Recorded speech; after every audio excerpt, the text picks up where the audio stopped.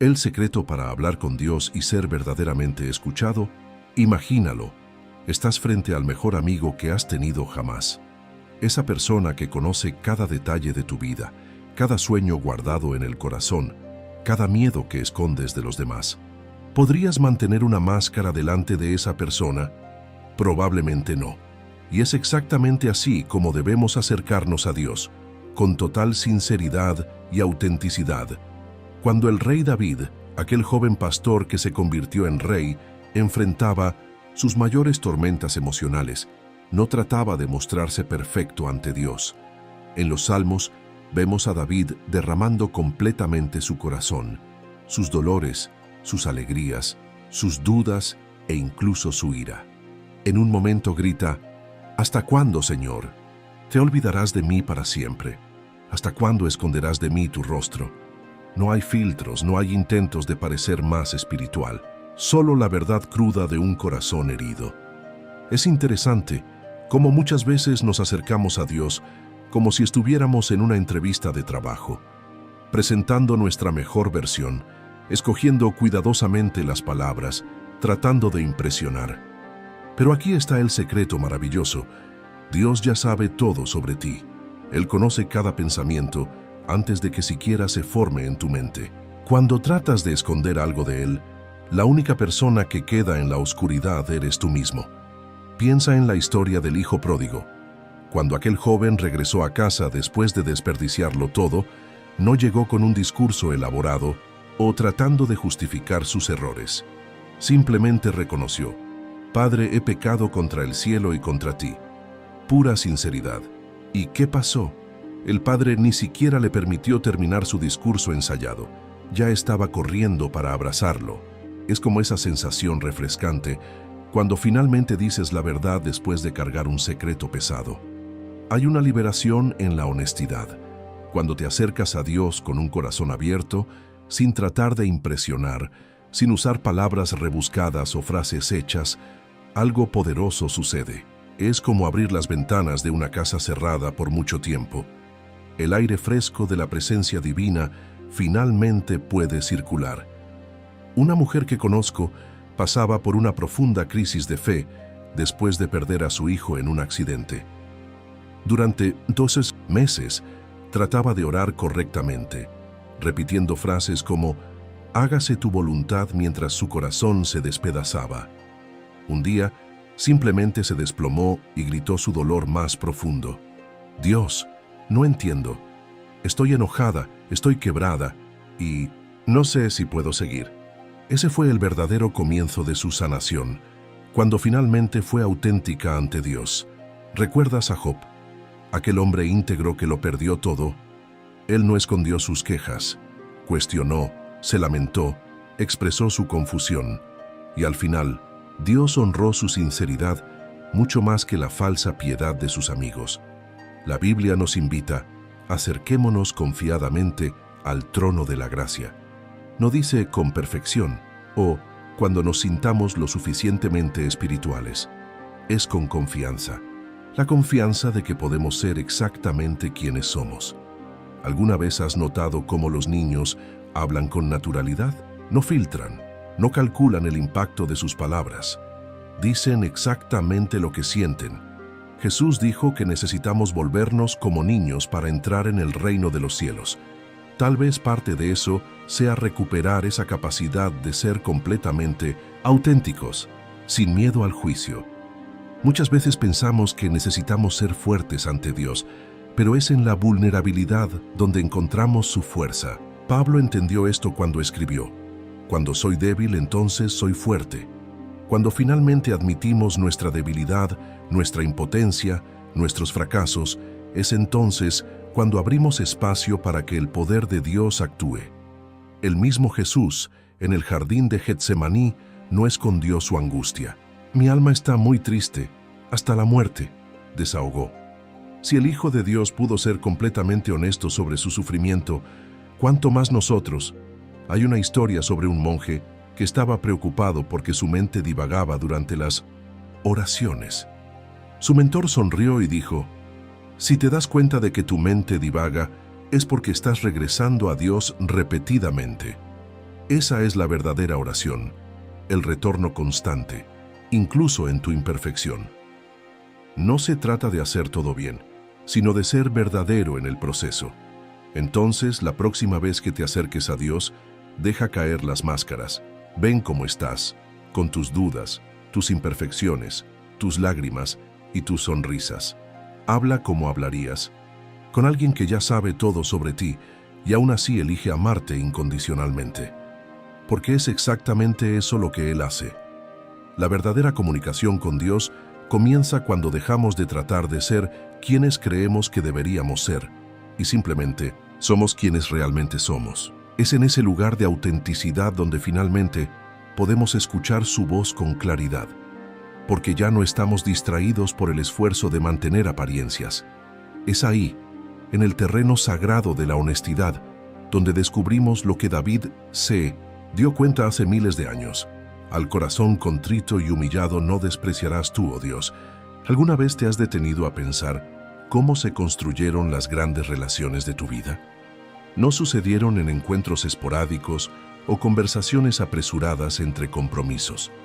Los lazos más profundos se formaron en la constancia, en los desayunos compartidos, en las conversaciones nocturnas, en los hábitos cotidianos que parecían simples, pero que tejieron una tapicería de intimidad a lo largo del tiempo. Nuestra relación con Dios no es diferente. Florece en la regularidad y la disciplina. Imagina un jardín. Si lo riegas solo cuando te acuerdas, cuando te llega la inspiración o cuando las plantas ya están marchitándose, ¿qué pasará? Ciertamente, no tendrás un jardín vibrante y saludable. De la misma manera, nuestra vida espiritual necesita cuidado regular, momentos intencionales dedicados al cultivo de esa conexión divina. Daniel, aquel joven llevado cautivo a Babilonia, se encontró en una cultura extraña, rodeado de presiones para abandonar su fe. ¿Qué hizo? La Biblia nos cuenta que 3 veces al día se arrodillaba en su habitación, con las ventanas abiertas hacia Jerusalén, y oraba, dando gracias a su Dios. Incluso cuando un decreto real prohibió la oración a cualquier dios, excepto al rey, Daniel mantuvo su práctica. No por obligación legalista, sino porque aquellos encuentros diarios eran su fuente de fuerza y orientación.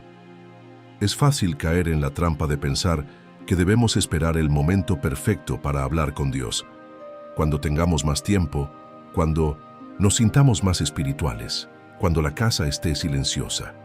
Pero los grandes hombres y mujeres de fe de la Biblia nos muestran algo diferente. Ellos crearon espacio para Dios en medio del caos de la vida. Ana, una mujer que sufría con la infertilidad y la burla de la segunda esposa de su marido, iba regularmente al templo. En una de esas visitas, en medio de su dolor más profundo, derramó su corazón de tal forma que el sacerdote Elí pensó que estaba embriagada. Su constancia en buscar la presencia de Dios abrió camino para un momento decisivo de oración que cambió su historia. Piensa en el mismo Jesús. Los evangelios nos cuentan que, aún con multitudes siguiéndolo por todos lados, con personas desesperadas por sanación, con discípulos llenos de preguntas, él solía retirarse a lugares solitarios y orar. No era una actividad ocasional, sino un hábito cultivado. Jesús, que tenía la relación más íntima posible con el Padre, aún así priorizaba esos momentos regulares de comunión. Una joven madre me contó cómo transformó su vida de oración después del nacimiento de los gemelos. Con los bebés exigiendo atención las 24 horas, sentía que ya no tenía tiempo para conectarse con Dios. Entonces, comenzó a transformar actividades cotidianas en momentos de oración. Mientras amamantaba, agradecía a Dios por el milagro de la vida. Mientras doblaba ropa, intercedía por su familia. Mientras se bañaba, confesaba sus luchas. Descubrió que la disciplina no significaba necesariamente largos periodos aislados, sino intencionalidad consistente. El rey David declaró: «Por la tarde, por la mañana y al mediodía, haré mis quejas y lamentaciones y él oirá mi voz». Hay algo poderoso en marcar encuentros regulares con Dios, en crear un ritmo que alinee nuestro corazón con el suyo. No se trata de impresionarlo con la duración de nuestras oraciones, sino sobre la fidelidad de nuestra presencia. Piensa en las amistades que se debilitan cuando las personas dejan de comunicarse regularmente. Poco a poco, comienzan a no saber qué está pasando en la vida una de la otra. Los puntos de referencia compartidos disminuyen. La intimidad se desgasta. Nuestra relación con Dios puede seguir el mismo camino cuando permitimos que la inconsistencia se instale. Un pastor anciano, tras décadas de ministerio, fue preguntado cuál era el secreto de su vida espiritual vibrante. Sonrió y dijo: aprendí que Dios y yo tenemos una cita todas las mañanas a las 5 a.m. Si yo no aparezco, no es Él quien pierde. La verdad es que la disciplina espiritual no es una carga, sino un regalo que nos ofrecemos a nosotros mismos. Es como el ejercicio físico. Puede parecer difícil al principio, pero pronto percibimos cómo nos fortalece y nos trae salud. Esos momentos regulares con Dios se convierten en anclas en medio de las tormentas de la vida. Pablo alentó a los tesalonicenses a orar sin cesar. Esto no significa estar de rodillas 24 horas al día, sino cultivar una conciencia constante de la presencia de Dios, una conversación continua que se entrelaza con nuestras actividades diarias. Es como una pareja que trabaja lado a lado en silencio.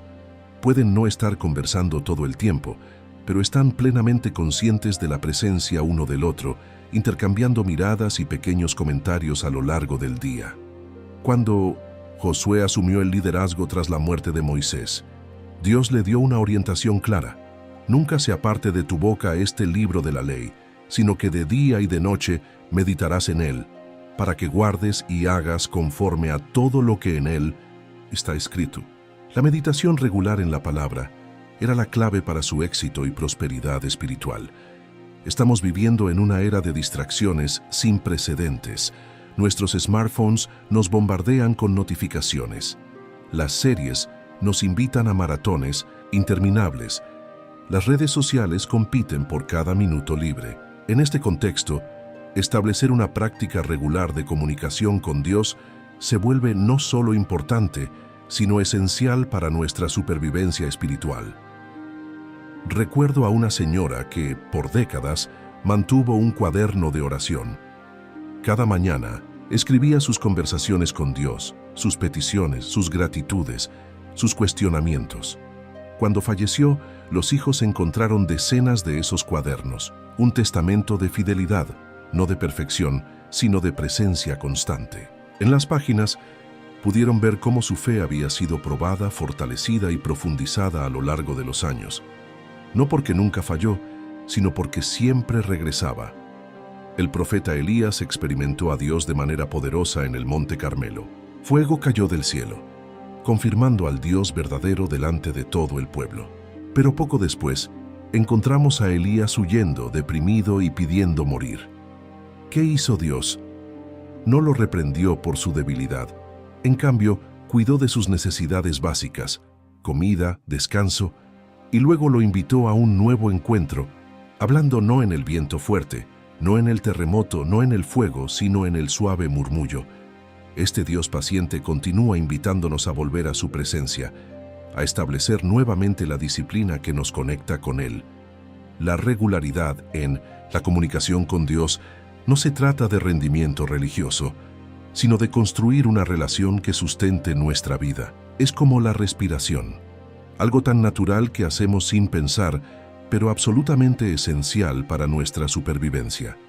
Con el tiempo, esos momentos regulares de conexión con lo divino se convierten en el mismo ritmo que da sentido a nuestra existencia.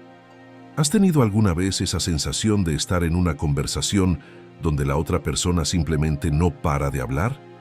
Intentas insertar una palabra o pensamiento, pero ella continúa, sin pausa, sin respiro. ¿Cómo te sientes en esos momentos? Probablemente no muy escuchado. Curiosamente, muchas veces tratamos nuestra comunicación con Dios exactamente así, como un monólogo interminable de peticiones, preocupaciones y necesidades, sin hacer nunca una pausa para escuchar lo que Él puede estar queriendo decirnos. La Escucha activa no es solo una parte de la oración. Para muchos que han encontrado una profunda conexión con Dios, es el corazón de la verdadera comunicación espiritual. Es ahí donde nuestra conversación con lo divino se transforma de un simple ritual religioso en un encuentro transformador. ¿Recuerdas al joven Samuel en el templo? Él escuchaba una voz llamando su nombre durante la noche. 3 veces corrió, hasta Elí, el sacerdote, pensando que era él quien lo llamaba. Finalmente, Elí se dio cuenta de que era Dios hablando con el niño. Le dio a Samuel un consejo que cambiaría su vida para siempre. Ve y acuéstate, y será que si te llamare dirás, habla Jehová porque tu siervo oye. ¡Qué bella inversión! No oye, Señor, porque tu siervo habla, sino habla, Señor, porque tu siervo oye. Muchos de nosotros fuimos enseñados a orar siguiendo un formato específico: adoración, confesión, agradecimiento, súplica. No hay nada malo con esa estructura, pero ¿dónde está el espacio para escuchar? ¿Dónde está el momento en que dejamos de hablar y simplemente nos abrimos para recibir? María, hermana de Marta, entendió esto profundamente. Mientras Marta estaba ocupada con muchos quehaceres, María eligió sentarse a los pies de Jesús, escuchando atentamente sus palabras. Cuando Marta se quejó, Jesús gentilmente respondió: Marta, Marta, afanada y turbada estás con muchas cosas, pero solo una cosa es necesaria, y María ha escogido la buena parte, la cual no le será quitada. ¿Qué era esa buena parte? El silencio receptivo, la postura de aprendiz, la prioridad de escuchar antes de actuar. Elías, tras su dramática victoria sobre los profetas de Baal, experimentó un momento de profundo desánimo. Huyendo al desierto, finalmente llegó al monte Horeb, donde Dios se manifestaría a él. Pero no fue como Elías esperaba. La Biblia nos cuenta que vino un viento grande y poderoso, pero Dios no estaba en el viento. Después un terremoto, pero Dios no estaba en el terremoto. Luego un fuego, pero Dios no estaba en el fuego. Y finalmente un silbo apacible y delicado, y era allí donde Dios estaba. Frecuentemente, la voz divina no viene en grandes manifestaciones dramáticas, sino en susurros que solo pueden ser captados cuando estamos verdaderamente quietos y atentos. Una mujer me contó cómo transformó su vida de oración tras un retiro espiritual. Por años, mantuvo listas de peticiones que presentaba fielmente a Dios, pero raramente sentía que tenía un diálogo real. Durante el retiro, fue desafiada a pasar 30 minutos en silencio completo, solo con un cuaderno al lado para anotar cualquier pensamiento que pudiera venir. En los primeros días fue torturante. Su mente vagaba, se distraía, se sentía impaciente. Pero gradualmente comenzó a percibir patrones en los pensamientos que surgían en aquel silencio. Perspicacias sobre situaciones que estaba enfrentando, recuerdos de versículos bíblicos que parecían extrañamente relevantes. Una sensación de paz en áreas donde antes había ansiedad. No eran voces audibles, explicó, pero era como si mi corazón estuviera finalmente sintonizado en una frecuencia que antes no podía captar. Es como aprender un nuevo idioma. Al principio, apenas puedes distinguir dónde termina una palabra y comienza otra. Todo parece un flujo continuo de sonidos extraños, pero con práctica y exposición, tu oído se ajusta. Comienzas a reconocer patrones, a entender matices, a captar significados. La escucha espiritual funciona de manera similar. Requiere práctica, paciencia y la disposición de permanecer en la incomodidad inicial del silencio. El rey David, un hombre conforme al corazón de Dios, escribió: «Estad quietos y conoced que yo soy Dios». Hay una conexión profunda entre el aquietarse y el conocer a Dios. No es que Dios solo hable cuando estamos en silencio, Él siempre se está comunicando, pero es en el silencio que finalmente logramos escuchar. Piensa en Abraham esperando un hijo prometido. Hubo momentos en que en la impaciencia trató de resolver las cosas a su manera, pero fue en los momentos en que silenció sus propios planes y realmente escuchó que pudo discernir los caminos de Dios, aun cuando parecían imposibles. Un pastor experimentado compartió una práctica que transformó su vida espiritual. Después de leer un pasaje de la Biblia, simplemente hace una pausa y pregunta: Señor, ¿qué quieres decirme a través de estas palabras hoy? Entonces espera, a veces por solo unos minutos, otras veces por más tiempo. No es que escuche una voz audible, explicó, pero frecuentemente un versículo específico cobra vida, o surge un pensamiento persistente, o simplemente siento paz sobre una dirección específica. Es importante reconocer que Dios habla de muchas maneras. A través de las Escrituras, ciertamente.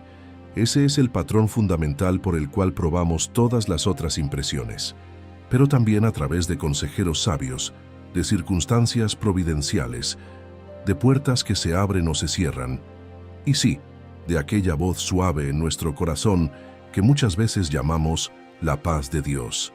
En el jardín del Edén, Adán y Eva caminaban con Dios al fresco del día.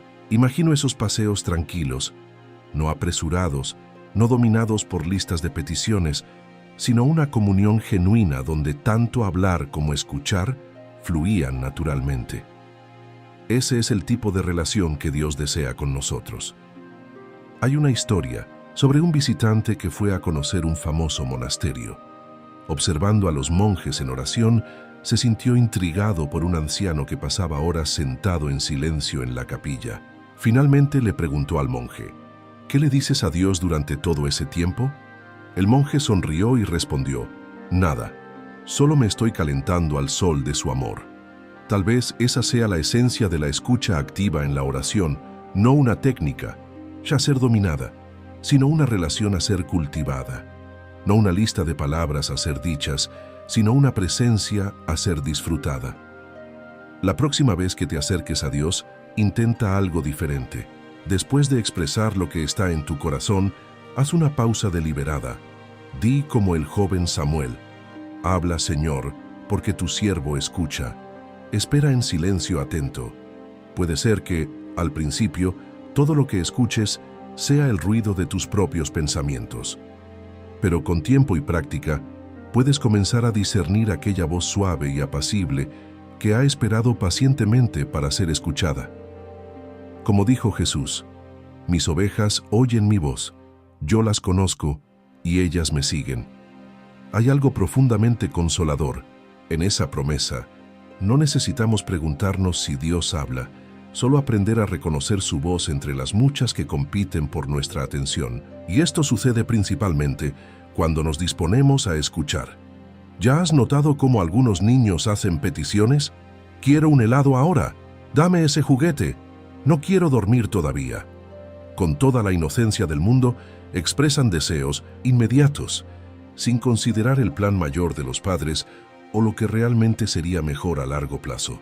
Y aunque esto es perfectamente normal en el desarrollo infantil, muchos de nosotros nunca superamos esta etapa en nuestra comunicación con Dios. Cuando hablamos sobre alineación con la voluntad divina, no estamos hablando de una rendición apática o de abandonar nuestros deseos y sueños. Estamos hablando de una madurez espiritual que reconoce que Dios ve más allá del horizonte que podemos ver, que sus planes frecuentemente son más amplios y profundos que nuestros deseos momentáneos. Piensa en el jardín de Getsemaní. Jesús, enfrentando la perspectiva de la cruz, oró con angustia tan intensa que su sudor caía como gotas de sangre. «Padre mío», clamó, «si es posible, pase de mí esta copa». Era una petición honesta, nacida de la humanidad de Jesús. Pero entonces vino el giro que cambió el mundo. «Pero no sea como yo quiero, sino como tú quieres». En su momento de mayor agonía, Jesús demostró lo que significa alinearse verdaderamente con la voluntad del Padre. Hay una historia sobre una señora anciana que asistía fielmente a una pequeña iglesia rural. Toda semana, al final del culto, se arrodillaba y oraba la misma oración simple: «Señor, alinea mi voluntad con la tuya».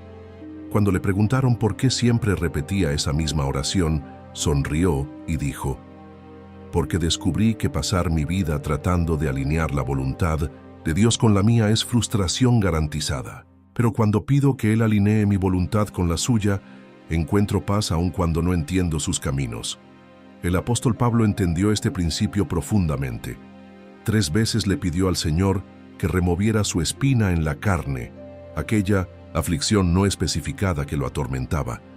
Parecía una petición razonable. Ciertamente Pablo serviría mejor sin aquel impedimento, pero la respuesta de Dios no fue la sanidad, sino una promesa. Mi gracia es suficiente para ti, pues mi poder se perfecciona en la debilidad. Pablo podría haberse resentido, podría haber insistido en su propia versión de lo que sería mejor. En cambio, encontró una perspectiva transformadora. Por tanto, de buena gana me gloriaré en mis debilidades, para que el poder de Cristo repose sobre mí. A veces pensamos en la oración como una forma de convencer a Dios de hacer lo que queremos. Es como si tuviéramos un plan perfectamente detallado, y nuestra tarea fuera persuadir a Dios de firmarlo. Pero ¿y si la verdadera oración fuera algo completamente diferente? ¿Y si fuera menos sobre cambiar la mente de Dios y más sobre permitir que Él cambie la nuestra? Mira a Job. Después de perder todo, posesiones, hijos, salud, pasó por un largo periodo de cuestionamientos y lamentos. Sus amigos insistían en que debía haber hecho algo para merecer tal sufrimiento. Job mantenía su inocencia, pero aún exigía respuestas. Cuando Dios finalmente respondió, no fue con una explicación del sufrimiento de Job, sino con una revelación de su propia grandeza y sabiduría. Y algo notable sucedió en el corazón de Job. Mis oídos ya habían escuchado de ti, pero ahora mis ojos te han visto. Por eso me aborrezco y me arrepiento en polvo y ceniza. No fue una explicación lo que trajo paz a Job. Fue un encuentro que reorientó su perspectiva. Un joven pastor compartió cómo su comprensión de la oración cambió después del nacimiento de su hijo con una condición médica compleja. Antes, me acercaba a Dios con una lista de resultados aceptables y plazos esperados. Era como si estuviera negociando con Dios. Pero cuando nació mi hijo y enfrentamos cirugías e internaciones, algo cambió. Comencé a orar de forma diferente. Señor, dame sabiduría para tomar las decisiones correctas. Dame fuerza para los días difíciles. Muéstrame cómo amar a mi hijo de la manera que necesita ser amado. Aún oraba por sanidad, pero ya no era el único enfoque. Comencé a percibir que Dios estaba trabajando de maneras que nunca habría imaginado, en la unión de nuestra familia, en el crecimiento de mi fe, en el impacto que nuestro testimonio tenía en otras familias en el hospital. Esta es la hermosa paradoja de la oración alineada. Cuando dejamos de tratar de usar a Dios como un medio para nuestros fines y comenzamos a vernos como participantes en sus propósitos mayores, encontramos una libertad y una paz que trascienden nuestras circunstancias. Jesús nos enseñó a orar: venga tu reino, hágase tu voluntad, así en la tierra como en el cielo. Es significativo que esto venga antes de el pan nuestro de cada día, dánoslo hoy. Primero, la alineación con los propósitos de Dios. Después, nuestras necesidades personales. Piensa en José, vendido como esclavo por sus propios hermanos, falsamente acusado y olvidado en la prisión. Por años, su situación parecía contradecir cualquier noción de un Dios amoroso con un plan bueno. Pero José permaneció fiel y eventualmente pudo declarar a sus hermanos: vosotros pensasteis mal contra mí, mas Dios lo encaminó a bien. No era una racionalización piadosa, sino un reconocimiento profundo de que los propósitos de Dios son más amplios y mayores de lo que podemos ver en cualquier momento específico. Una de las razones por las que nos resulta difícil alinear nuestra voluntad con la de Dios es que tenemos una visión muy limitada. Es como mirar una inmensa alfombra por el revés. Vemos nudos, líneas cortadas, aparentes errores. Pero Dios ve el diseño completo, la obra maestra que se está tejiendo con cada circunstancia de nuestra vida. El rey Salomón, en toda su sabiduría, reconoció: muchos son los planes en el corazón del hombre, pero lo que prevalece es el propósito del Señor. No es que nuestros planes y deseos no le importen a Dios, le importan profundamente, pero cuando aprendemos a mantenerlos con manos abiertas, dispuestos a seguir el camino que se revela ante nosotros, aunque difiera de lo que imaginábamos, descubrimos un viaje mucho más rico que cualquier guión que podríamos haber escrito por nuestra cuenta. Una mujer que pasó por años de infertilidad compartió cómo sus oraciones se transformaron a lo largo del tiempo. Al principio era solo «Dios, dame un hijo», explicó. Pero conforme los meses se convirtieron en años, comencé a orar diferente. «Dios, muéstrame qué quieres hacer con este deseo no realizado. Ayúdame a confiar que tu plan para mi vida es bueno, aunque sea diferente de lo que imaginé». No fue una rendición fácil, pero abrió espacio para que Dios trabajara de maneras que yo nunca habría considerado cuando estaba fijada solo en mi deseo original. Abraham y Sara esperaron décadas por el hijo prometido. Sin duda hubo momentos en que cuestionaron, momentos en que trataron de ayudar a Dios a cumplir su promesa a través de sus propios esfuerzos. Pero al final fue la fidelidad de Dios, en el tiempo de Dios, lo que prevaleció. Y el resultado fue no solo un hijo, sino el inicio de una nación que bendeciría al mundo entero. Tal vez la más bella ilustración de este principio venga de las palabras de Jesús a sus discípulos: «Si permanecen en mí y mis palabras permanecen en ustedes, pedirán lo que quieran y les será concedido». A primera vista puede parecer un cheque en blanco. Pidan lo que quieran, pero observe la condición: permanecer en Él, sus palabras permaneciendo en nosotros. Cuando vivimos en comunión cercana con Cristo, absorbiendo sus valores, prioridades y perspectivas, nuestros propios deseos comienzan a transformarse. Comenzamos a querer lo que Él quiere, a valorar lo que Él valora. Nuestra voluntad se alinea con la suya no por coerción, sino por transformación. La próxima vez que te acerques a Dios en oración, experimenta comenzar no con tu lista de peticiones, sino con un momento de rendición. Señor, por encima de todo lo que voy a pedir, que tu voluntad sea hecha. Abre mis ojos para ver más allá de mis circunstancias inmediatas. Ayúdame a confiar que tus pensamientos son más altos que los míos, tus caminos más sabios que los míos. Y mientras busco tu voluntad, transforma mis deseos para que se alineen cada vez más con los tuyos. Es en ese lugar de alineamiento confiado que descubrimos el verdadero poder de la oración, no como una herramienta para doblar el universo a nuestra voluntad, sino como un canal por el cual la voluntad perfecta de Dios puede fluir hacia nuestras vidas y a través de nosotros hacia un mundo que desesperadamente la necesita.